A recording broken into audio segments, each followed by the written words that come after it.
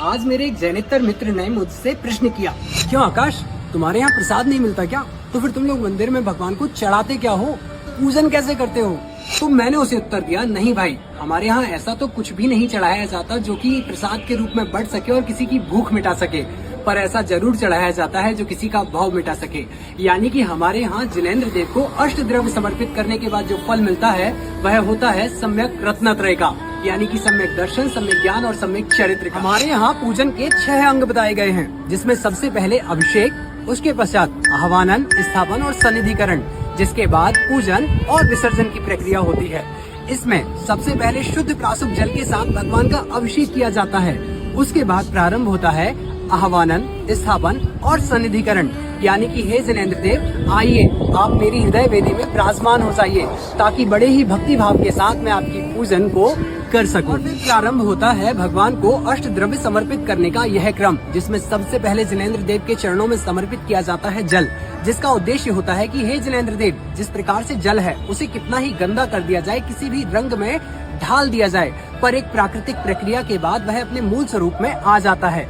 उसी प्रकार हे जिनेंद्र देव, मैं भी अपने मूल स्वरूप को यानी कि मोक्षत्व को प्राप्त कर लूं, ताकि मेरा जन्म, जरा और मृत्यु हमेशा के लिए नष्ट हो जाए। पश्चात भगवान को समर्पित किया जाता है चंदन, कि जिस प्रकार से चंदन परम शीतलता देने वाला होता है, हे जिनेंद्र देव, मैं भी संसार रूपी अग्नि में भवों भवों से जल रहा हूँ। आप चंदन को स्वीकार करके मेरे संसार रूपी ताप को नष्ट कर दीजिए। इसके पश्चात हम भगवान के चरणों में समर्पित करते हैं श्वेत वर्ण के वे साबुत चावल जो अक्षय होते हैं, मतलब कि टूटे हुए नहीं होते, जिसका मतलब है कि हे भगवान, मैं आपके चरणों में अक्षय समर्पित करता हूँ, ताकि मुझे अक्षय और अखंड पद की प्राप्ति हो सके। और फिर चढ़ाए जाते हैं भगवान के चरणों में पुष्प, यानी कि पीत वर्ण के ऐसे चावल जो इस बात के प्रतीक होते हैं कि भगवान जिस प्रकार से पुष्प है वह विलासिता का भी प्रतीक है और कोमलता का भी प्रतीक है।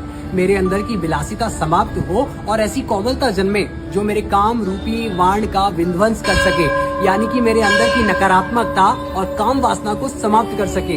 इसके लिए मैं आपको पुष्प अर्पित कर रहा हूँ। इसके बाद भगवान को हम चढ़ाते हैं नैवेद्य, जिसका उद्देश्य होता है कि हे भगवान, जिस प्रकार से आप क्षुधा और पिपासा से मुक्त हो चुके हैं, वैसे ही मैं भी भव से न जाने कितना खा चुका हूँ, पर आज भी मेरी भूख शांत नहीं हुई है। अब हे जिनेंद्र देव, मेरा क्षुधा और मेरी पिपासा हमेशा के लिए समाप्त हो जाए और मैं आपके समान बन सकूं, यह भाव रखता हूं। और अब बारी आती है भगवान को दीप समर्पित करने की, कि जिस प्रकार से एक दीपक अंधकार के बीच अगर जला दिया जाए तो वह सारे अंधकार को नष्ट कर देता है, वैसे ही हे जिनेंद्र देव, आप मुझे ज्ञान का ऐसा साम्राज्य, ऐसा आलोक प्रदान करें जो कि मेरे मोह रूपी अंधकार को हमेशा के लिए नष्ट कर दे और मैं आपके समान बनने हेतु एक कदम और आगे बढ़ सकूं। और 7वें नंबर पर आता है धूप, यानी कि हे जिनेंद्र देव, जिस प्रकार से किसी भी अग्निकुंड में गिरने के बाद धूप एक सुगंध का विस्तार करती है, वैसे ही तप की अग्नि में मैं इतना तप जाऊं कि मेरे 8 कर्म नष्ट हो जाएं और मेरी आत्मा का प्रकाश सामने आ सके। और हम फाइनली पहुंच जाते हैं फल चढ़ाने के लिए, जो कि क्रमांक होता है 8वां। जैसे कि हर एक पूजा का, हर एक प्रार्थना का एक उद्देश्य होता है कि मुझे इसका यह फल प्राप्त हो, वैसे ही हे जिनेंद्र देव, मेरा भी एक फल प्राप्त करने की इच्छा है, और वह फल कोई गाड़ी, बंगला, मकान या फिर सांसारिक सुख नहीं है। वह फल तो मैं चाहता हूँ कि वह मोक्ष फल के रूप में मुझे प्राप्त हो। इसलिए हे जिनेंद्र देव, मोक्ष फल प्राप्त है, आपको फल अर्पित कर रहा हूँ। और अंत में भगवान को पूर्णार्घ्य के रूप में और जयमाला के अर्घ्य के रूप में 8 द्रव्यों का एक समूह, यानी कि पुंज बना करके समर्पित किया जाता है, जिसका उद्देश्य होता है कि हे भगवान, जिस प्रकार से अनर्घ्य पद को आपने प्राप्त कर लिया है, वैसे ही मैं यह अर्घ्य समर्पित करके अनर्घ्य पद की कामना करता हूँ। और इस प्रकार से हम पहुँच जाते हैं पूजन के 6वें अंग की ओर, जिसका उद्देश्य होता है कि भगवान, मैंने बड़े ही भक्ति भाव के साथ आपकी पूजन की है और अब मैं अपनी इस पूजन को पूर्णता का स्वरूप प्रदान कर रहा हूँ।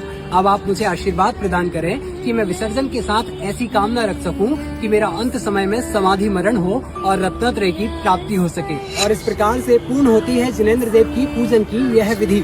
हम फिर मिलेंगे किसी नई वीडियो में, तब तक आप अपना और अपनों का ध्यान रखें। सादर जय जिनेंद्र।